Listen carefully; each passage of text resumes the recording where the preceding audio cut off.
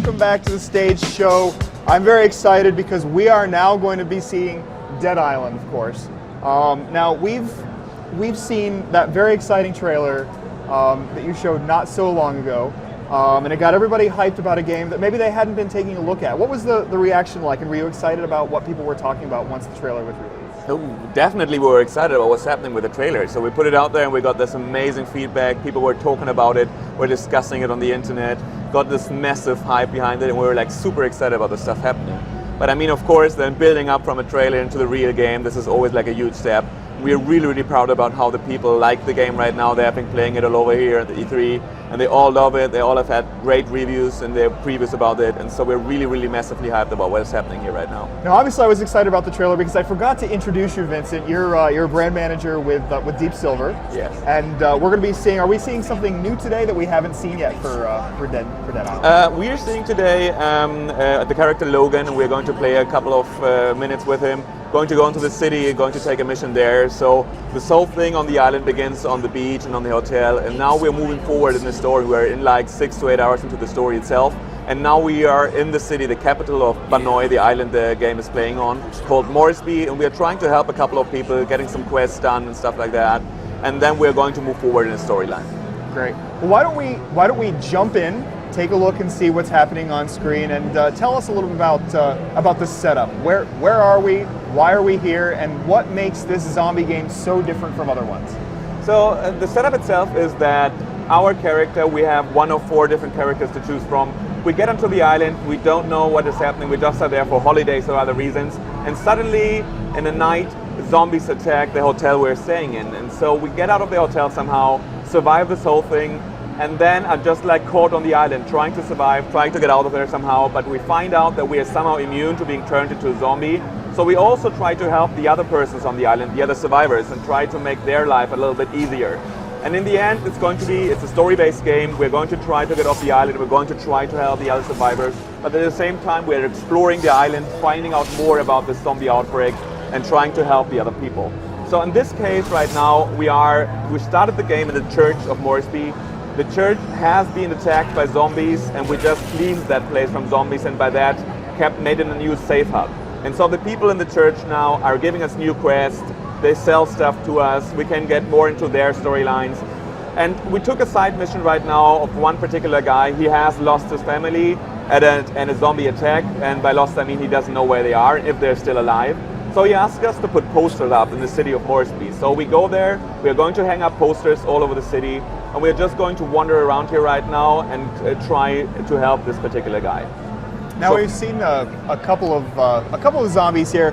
Michael in Northern Ireland is curious about bosses. Are there going to be larger enemies that we're going to face as we continue through the island? We're going to, while we wander over the island, we're going to be bumping into bigger zombies and different kind of zombies, like the ram zombie or like the Flores zombie. So there's going to be different kinds of zombies that attack that need different strategies to fight against those. So pretty much you have like slow, normal John Romero zombies, you have like 28 Days Later zombies that attack you, but also the zombies attacking from a distance and zombies that need particular strategies. And so when you play in multiplayer and co-op, you're going to be working together. So one guy is the bait, the other ones keep attacking those zombies and stuff like that happening. So it's going to be, depending how you explore, you're going to run in those zombies. Now, Chris Reeves in Tennessee, wondering about, we see you gaining experience here. What is the experience used for, and how does that come into play in terms of progressing through the game? So you start the game as a normal visitor on the island, and you don't know nothing about killing zombies. So you just pick up whatever you can to defend yourself, but then progressing through the story, progressing through the game, you're going to gain levels, and every character has unique abilities, unique skills, active and passive skills. So we have 4 different characters that stand for 4 different character classes. And every class, like one class is really good with blunt weapons, another class is really good throwing weapons, and then you have rage skills on top of that. So you level up, you get skill points, you put those skill points into your skill trees, and at the same time you gain HP, you gain stamina, you gain speed. So you are progressing and getting better and better at defending yourself. Now, I'm curious to see, too, I saw a bar on the screen. I think that's the stamina bar. And I see that every time you landed an attack, that bar actually went down. How does the stamina bar affect how you would play Dead Island? It is really important because we don't want you to just run into a fight slicing all the time, but you have to be careful what you do. So if you get into a fight with 5 zombies and just slice and slice and your stamina bar is completely empty, you will be left defenseless. You cannot defend yourself anymore, you cannot run away because you don't have the stamina. So you're pretty much screwed when it comes to that point. So go in there and make every hit count because your stamina bar is really empty at once in the beginning of the game. You just have like 5 to 6 hits and then you're done with it. So make every hit count, be careful that you're not surrounded by zombies, be careful which weapon you use because also which weapon you use is important for how much stamina is drawn out of your bar, and be careful that your character is at the level you need to fight a particular group of zombies, because if you're like level 5 and the zombies you're attacking like level 20, your stamina bar is not going to be enough, your damage is not going to be enough. Now, Junie in the Philippines, curious about weapons. We saw you open a crate earlier or something along that lines that had a weapon in it that you can pick up and start using. Will you earn new weapons for the game, and is there any way to customize weapons once you have a favorite, for example? Yeah, you pick up weapons. You pick up the weapons by going over the island, exploring the island, and picking up the items and weapons in crates and in suitcases and whatever. But also we have workbenches in the game. So you can find blueprints, you can find items, and when you have the weapon and the item that you need in combination with a blueprint, you can craft new weapons. But also we have a weapon decay system in the game. So if you use a weapon, a lot of times you will have it being destroyed after a couple of minutes. So you have like 15 to 20 slices with a weapon, and then this white bar you can see up there in the right upper corner of the screen is emptying it itself. And when it's completely empty, the weapon is destroyed. So you need to get to a workbench and repair the weapon. But also we have an upgrading function in the game. So when the weapon is repaired, you can upgrade it to do more damage, to do more force, to get to a higher durability basically. Now, Chris in Australia, curious about the structure of the game.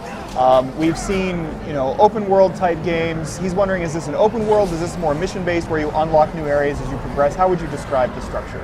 So the structure is, we have an open world game, but the open world is going to be divided into areas. So in the beginning of the game, you're not going to have access to the full island, but just of a part of the island.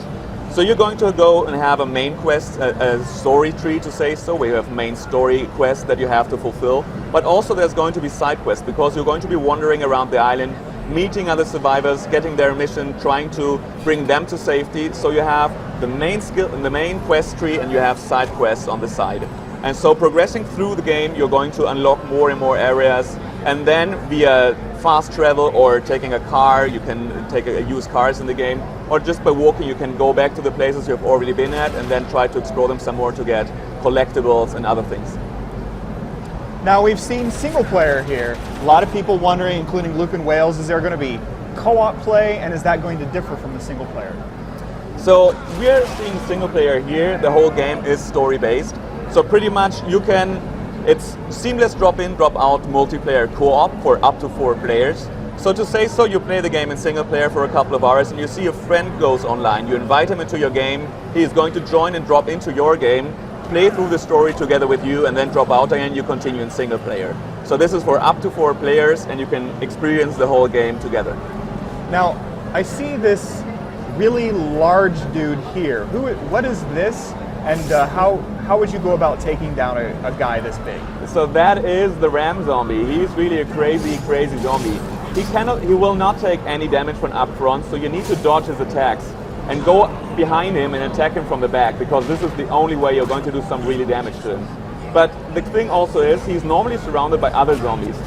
And if that zombie is going to be a pain in the ass, because they can actually grab you, and if they grab you and then the ram hits you, exactly this is what happens. He knocks you down to the ground, and then you're going to be out there for like 5 seconds, have to stand up again, lose a lot of energy. So this is really a tough opponent. So when you play in multiplayer, that's called the best part. One of the guys is going to be like the bait, and the other guys are going to be attacking him from the back. And it seems like you can actually use him to your advantage, because he's plowing over other zombies as he charges. Exactly. He has no friends, no enemies. He just doesn't care. He wants to ram down everything that is in his way. A couple of people wondering, Amr, Mohsen, and Cairo is one of them. Can you use the environment against zombies? Is there any way where I can pick things up and throw them, or can I shoot something and have it topple down? Yeah, we have stuff like propane tanks out there you can carry with you, can throw it into a group of zombies and make it explode. We have a certain type of zombie that is the suicider zombie, That zombie is actually, when you throw a weapon into him, he's going to explode and take the whole group of zombies around him down with him. So there is a way to interact with the surroundings. And also, of course, as I said, you can drive around with cars. You can well, anyway be able to actually build new weapons that also will explode and do new kinds of damage later on. Now we've moved on to a different character here. No, it's correct? still the same character, still the same but it's character. a new surrounding. That's the thing. We have this indoor levels, we have the outdoor levels. So pretty much here, we just went down into the sewers. So you have the whole city to explore as an open world environment, but you don't need to be on ground level. You can go down into the sewers, you can climb up onto the roof and explore the city from different angles there. Now I'm just curious for myself. Let's say I finished the campaign, but I had so much fun that I just want to go in and kill a bunch of stuff. When I finish, am I going to be able to go back in and just play around on the island to my heart's content? Yeah, you will be able. You can take a new character when you go through that and then just jump into a chapter you already finished and then start from that chapter, get your skill points attached there and play with the other character, or you take the character you've used and go back there and just kill a couple of zombies. That is going to be the fun part, yeah. Okay, now what did we see just here? I see the enemies glowing red here. What is this, a special skill, and are there other kinds of special skills that are similar to this one? Every character has a unique special skill. So in this case we are playing with Logan, and his rage mode is pretty much he goes into fury and he will throw knives towards the enemies, and he does a lot of damage in that time frame. But it's only like 5 to 10 seconds you have that skill, and afterwards the bar is going to be completely empty and you have to fill it up again by killing zombies.